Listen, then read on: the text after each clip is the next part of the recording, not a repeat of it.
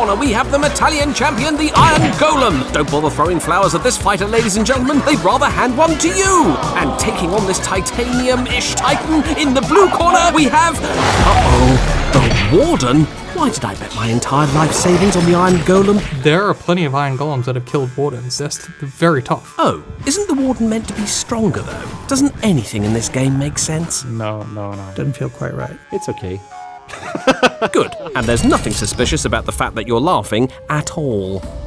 Many centuries ago, approximately, there was a time when Iron Golems weren't in Minecraft. There was a point in time where villagers first got introduced and they were originally called testificates. What a coincidence! I was also originally called testificates because my parents didn't like me. They were roaming around in village houses, which are actually quite empty at the time. They didn't have many decorations or anything. They also had no way of defending themselves. It was pretty depressing to visit a village only to discover the skeletons and zombies had beaten you to it. Players wanted the villagers to be able to use weapons to defend themselves. I really didn't want that, so I thought that they needed some kind of guardian to protect them. We interviewed several mobs for the role, but soon realized we needed to create a new mob for it. We had lots of ideas for a villager defender, ideas like Sturdy, mossy, and friendly. but also Reliable, and reliable. A mob you can trust. to trust. I'm not familiar with the concept. I worked together with another of our developers, Jon. We both had a little bit of the Iron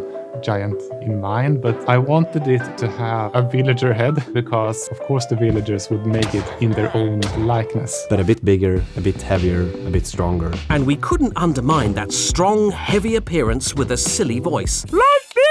No. Something that makes golems unique compared to other mobs in Minecraft is that they don't have what we call ambient sounds. The golems are just the material that they're crafted with, iron. And that's what you hear when they walk around. We use something called an impulse response reverb, which is basically an echo recorded into something. How about we show an example of an impulse response reverb, like, say, this goat screaming in a canyon.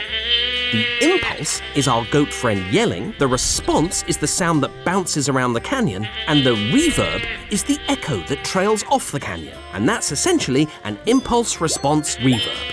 Can we, please stop playing this now? So you record an echo in a metal can, for example, and then you put other sounds in that echo, and then you have sort of the Iron Golem sounds. As someone so opposed to showering that I regularly discover new types of moss growing on myself, I was delighted when they finally added a relatable mob to the game. The vegetation, the purpose of it is to give it a little bit more variation in the way it looks, but also add age to it, as it's been in that village for a very long time. It's been here for a while, and it has seen some things.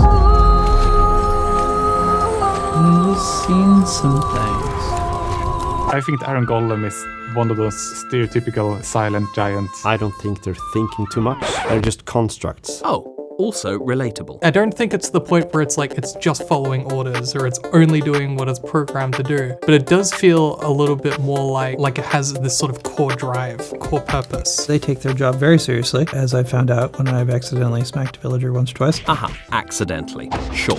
You do know we record these confessions, right? Sorry.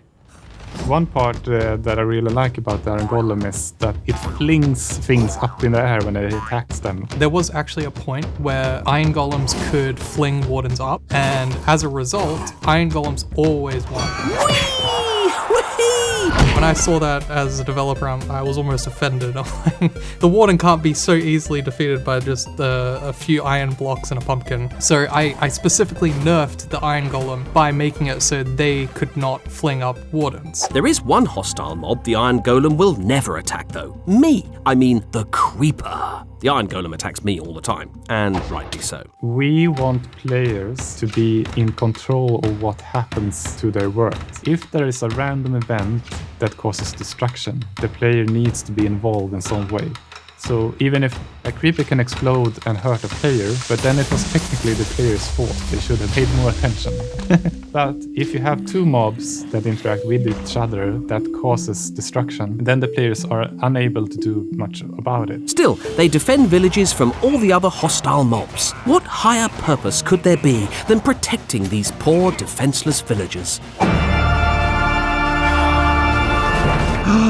You would not. An iron farm is when a player builds a mechanism that gives them unlimited iron in the cruelest way imaginable. At the risk of sounding hyperbolic, this is the worst thing any human being has ever done in the entire history of time. Don't they think about how the Iron Golem feels about that? I'm going to take a wild guess and go with no. I think at this time we reached some kind of understanding, game designers versus players who wants to create these. We want to keep the iron farms, but it needs to require some effort from the player's perspective. How could anyone want to hurt these iron icons? They're a fundamental part of the Minecraft experience, I tell you. I definitely think the main legacy is the fact that it can be built. It's almost like crafting a mob. You know, the game is built around crafting and the sandbox gameplay.